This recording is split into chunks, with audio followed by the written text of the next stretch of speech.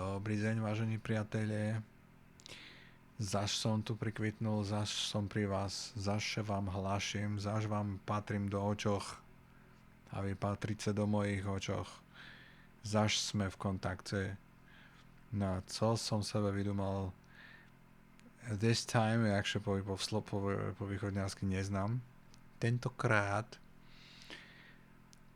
som sa spomenul na taký figel, že príde chlopek ku muzikantom a hovorí, že chlapci, a čom bijú za hrace?